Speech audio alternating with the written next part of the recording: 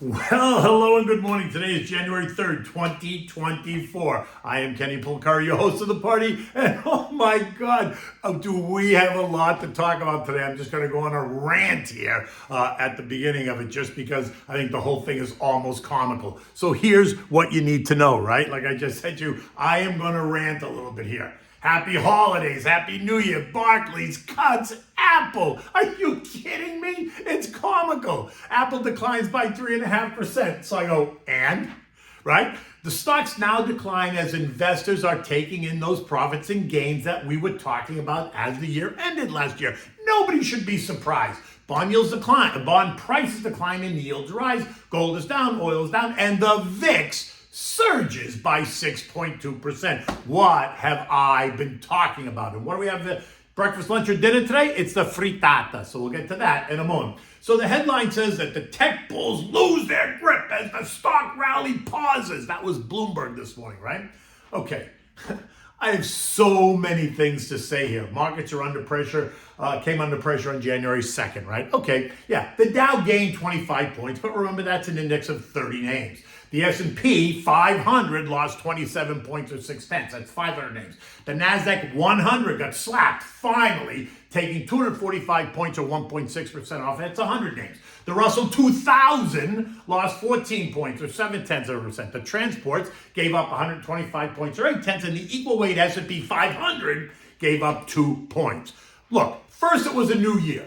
Remember that the slate was wiped clean. Everybody starts at zero again. And also remember that I had said, and I've been saying, that investors wanted to lock in those significant gains from 2023, and they were going to wait until the new year. Why? Because they captured the gains, they locked in the profits, and they put off paying Uncle Sam for another 16 months. Come on, think about this. And then you got this analyst, right? Timmy Long at Barclays, of all places, who was all giddy apparently over the weekend as he prepared to put out his downgrade on Apple. I mean, take a look at Timmy Long's profile, his LinkedIn profile. It's blank. There's nothing there. His work experience says he worked at one company during his professional career, which is Barclays, which apparently began in May of 2019, which itself is not a bad thing. It's just a bit curious. There's no history, there are no posts, there's no nothing. There's nothing that tells you who Timmy is. So I asked, who is Timmy Long?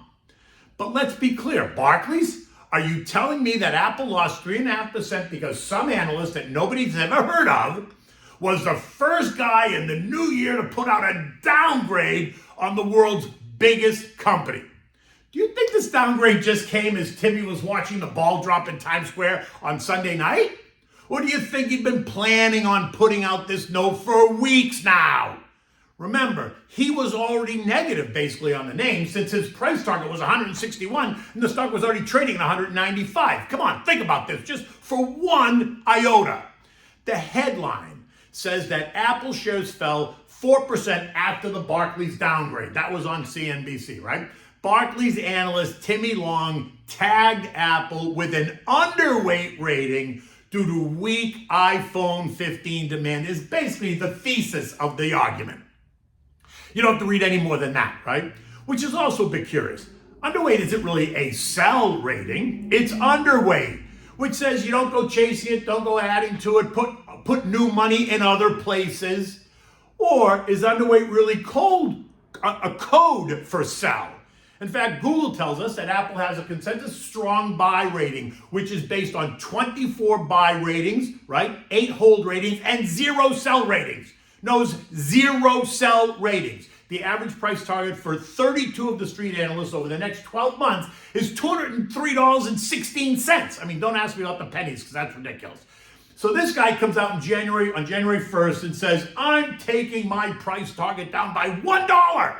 And suddenly global asset managers hit the sell button? Oh my God, give me a break.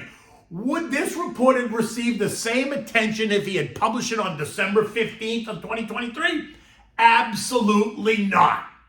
The story went on to say that the weak iPhone 15 demand must mean that the iPhone 16 sales are going to be weak as well. He then added some concern about the Apple hardware sales, blah, blah, blah. He moved his price target from 161 to 160. I mean, can you believe that? That's amazing. By $1, he moves his price target. So here's my take on all this. None of this was new. Many of the street's analysts have been talking about this since the early fall after the Chinese government issued informal guidance that forbids Chinese state employees from using their iPhone, although Beijing denied this. They said they never did any such thing, which is a whole nother argument. Don't even go there, right? Timmy was already negative on the stock as his original price target was 161 and the stock was trading at 195. How come no one listened to Timmy 1 week ago? I mean, he was already negative on it. Or 2 weeks ago. Why wasn't Barclays pushing this narrative as the stock climbed to record highs at the end of the year? Why suddenly did Timmy's view on Apple cause all this ruckus? This isn't rocket science, my friends. All we needed, all the market needed was one person, male or female, to be the first one in the new year to make a splash. The markets have been aching for a reason to back off. I mean, it rocketed higher in a straight line for the last 8 weeks. There was no retreat, no breathing. It just kept going up and up and up, and so did Apple. Apple rose 19% off the October 30th low, just in that 6 weeks, right, of 166.89. It, like the market, was and is ripe for some profit taking, right? Recall yesterday's relative strength lesson I taught you. It could have been anyone that worked at a big global bank or even a small local bank that was the first one to hit the send button on his or her downgrade of the world's most visible company on January 1st, 2024 at 12:01 a.m., officially in the new year. In the end, asset managers, portfolio managers, retail investors, traders, and algos just needed a reason to hit the sell button and sell the stock and the market, because nothing changed between last Friday when the market was pricing Apple at 192 and yesterday, except for the year.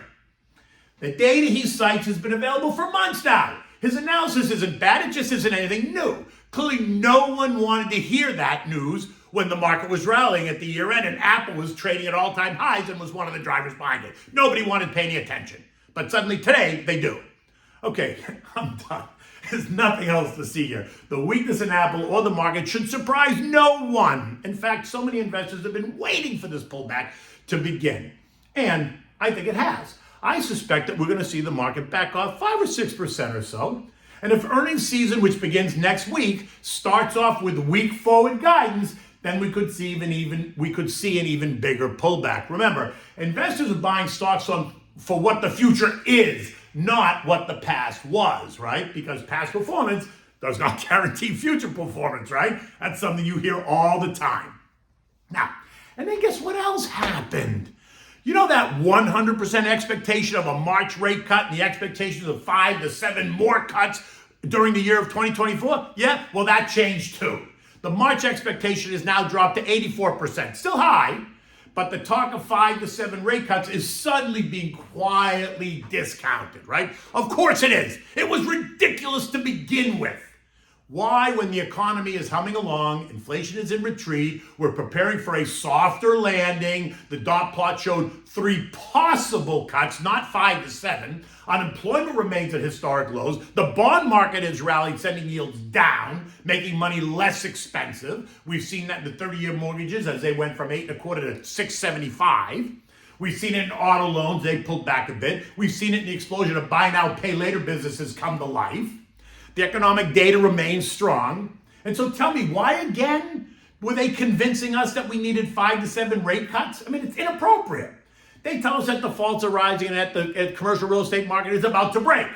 But they've been saying that all year long last year, yet the market marched higher. And in the end, the private sector is going to scoop up all those distressed commercial real estate properties that come to the market for pennies on the dollar. The same way they did in the housing market when the housing market collapsed in 2008. Come on, Larry Fink is licking his chops right now. Who is kidding who? He's just sitting there waiting to be patient. And then he's going to go in and scoop them all up the same way he did in housing, which is a whole nother conversation. Then you want to know why there's a shortage of housing. Now remember, I told you, don't go betting the ranch on any one day. Invest your money wisely. Feather it in over time. Do not get drawn into that FOMO mindset. Because when markets hit extremes of bullishness, investors often lose their ability to consider what could cause markets to reverse course.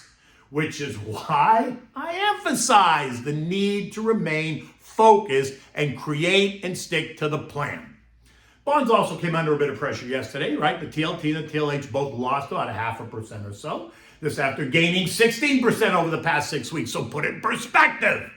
But lower bond prices do mean higher yields. And the 10-year went from 3.85 to 3.97, a decent move. The 2-year went from 4.29 to 4.35%. And this also makes sense. If the Fed narrative changes, but let's not set the place on fire, we are well below the 5% level that triggered so much angst, right? So let's see just what happens on January 31st, which is the next FOMC committee meeting and announcement. And right now, the expectation is for no change. But once again, it's going to be about the guidance and the expectation, not the history, right?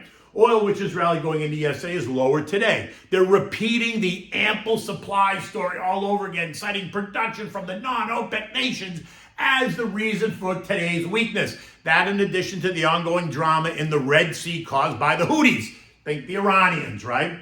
The Saudis are now in a tougher spot. Can they continue to cut OPEC production and sufficiently eliminate the projected surplus? Probably not. The market is betting no. What do you say? For now, oil remains in the $68, $75 trading range. A break of 68 will see it go to 65 in relatively short order, a level that it tested 4 times since March of 2023. While a breach of 75 on the upside is going to be much harder to accomplish, the trend line suggests that there's plenty of supply, plenty of sellers at that level, so sit tight. Now, gold got a bit weaker on the back of the new Fed narrative. Recall that gold rallied over the past 6 weeks on the idea that we're going to see 5 to 7 rate cuts in 2024. That narrative is changing, and so gold will readjust, in this case lower, right? Not significantly, unless, of course, rates go up and not down. For now, it appears that we're in the 2030, 2100 trading range. Feels about right for gold. We're trading at 2055 this morning. U.S. futures are down this morning, right? It's not a typo. Yes, they are down. Dow futures were down 75, SP's down 11, NASDAQ was down 60, the Russell's down 15 when I wrote this at 7 o'clock. It's just more of the same. A healthy pullback. But CNBC would make it seem like more as they point out that the NASDAQ registered its worst day since October. What does that mean? NASDAQ rallied 45% in 2023. Yesterday it gave up 1.6%. Stop with the histrionics. Did NASDAQ start a GoFundMe page? It's all very dramatic, right? Again, as a long-term investor, you want to see a healthy pullback. Healthy can be described as up to 9%. Others may debate that, but I, for one, wouldn't mind to see if that happened, right? Anything between 0 and 9% is considered normal. Recall what I said last week. I expect to see some selling in early January, and we are. I'm also urging caution as we move closer into the start of earnings season. That begins next week on January 12th. The story here is that companies are expecting a slowdown. And that means that they're going to start to lose their pricing power, which is positive for the consumer, think inflation, but a negative for the company. So brace yourself just a little bit. But again, I'm not, setting the place on fire at all. I'm just having this conversation with you. Economic data today includes the November JOLTS report, the Job Opening and Labor Turnover Survey, along with the latest FOMC minutes. Just wait for that. Just wait to see how the latest meeting gets reinterpreted by the markets. It already started happening yesterday, right? And Bloomberg ran with this narrative that the minutes will show a pushback against multiple rate cuts. So my question is, it always showed that. They didn't change the minutes between the meeting and their announcement today. The minutes never called for 5 to 7 rate cuts. It's ridiculous, right? JJ got sidelined last month, and then the comments got misinterpreted, and the markets ran with it, and nobody wanted to pay attention. So this should surprise nobody if the market pulls back and the minutes suddenly go, we never said that. Now, tomorrow we're going to get the ADP report, and that's expected to show 115,000 new jobs created, while Friday's NFP report is going to be the one to watch. The report's expected to show 170,000 new jobs, with the average hourly earnings month-over-month up 0.3, and the year-over-year earnings up 3.9%. Unemployment's expected to tick at 3.8%, still at historic lows. Once again, not giving me any reason to say, oh my God, the Fed has to cut rates. European markets are all a bit low this morning. That should be no surprise either. France down 1.3% with the FTSE off by 0.7. Everything else is in between. Maersk, right, the big shipping company, remains cautious with their ships and is extending their route around Africa via Cape Horn rather than go through the Red Sea and out the Suez Canal. So I have to ask, why are we letting the Iranians dictate global trade is amazing to me. Why we're doing that is amazing. But I think Joey's asleep at the wheel. But let's not go there. That's a whole nother conversation. Now, the S&P closed at 47.42, down 27 points yesterday. I expect the narrative to remain fluid. Remember, in November, they weren't even considering a rate cut, and then 6 weeks later, we're supposedly cutting 5 to 7, and then yesterday, we're not cutting nearly as much. Pay attention to today's FOMC minutes. My gut says not happening, but I've been saying that all along, so let's see. Okay, so this next dish is kind of a versatile dish. You can have it for breakfast, you can have it for brunch, you can have it for lunch, you can have it for dinner. It's simple to make, not very complicated. And it's just if you're tired one night, you come home, you want to make it. You get up on Saturday morning, you want to make it. It's a frittata. Now, a frittata is kind of an egg omelet, right? But this is different because you put it in the oven and you bake it, actually, right? You can use whatever you like in frittatas. You can make it with different meats, with veggies, with cheeses, whatever. Today we're making a mushroom leek frittata, right? It's simple, it's delicious. You serve it with toasted Italian bread and home fries if you want. It's a fluid dish. It allows you to be creative. Now, for this one, you need 12 eggs. You need leeks, sliced mushrooms, goat cheese, or you can use shredded Gruyere or Fontina, your choice. You can use heavy cream or sour cream, not both. You need butter, salt, pepper, and olive oil, right? You want to preheat your oven to 350 degrees. On the stove, you want to turn the heat to medium-high and add a half a stick of butter and a splash of olive oil to the oven-proof frying pan. Now you're going to add the leeks, the white and the pale green parts only. You want to slice them thin. Allow them to soften. Now add the sliced mushrooms. Cook them for another 10 minutes. Let them all blend. Let the water that the mushrooms create evaporate. Now in a large bowl, you're going to whisk the eggs. You're going to add in either a half a cup of heavy cream or a half a cup of sour cream. One or the other, not both. Add softened goat cheese or the shredded Gruyere or the shredded Fontina, whichever you choose, it's your call. Not all of them, just one. Season it with salt and pepper. Now turn the burner down to medium-low. Add the eggs to the frying pan and let it set, maybe 3-5 minutes or so. Now place the whole pan in the oven and bake it for maybe 20 minutes. You have to check your own oven. Just you want it to be firm and you want the top of it to begin to get golden brown, right? Once that's ready and you think it's all nice and done and it's all delicious, you want to take it out of the oven, slice it like a pizza, right? But, it should come right out of your pan with a little bit of help with a spatula.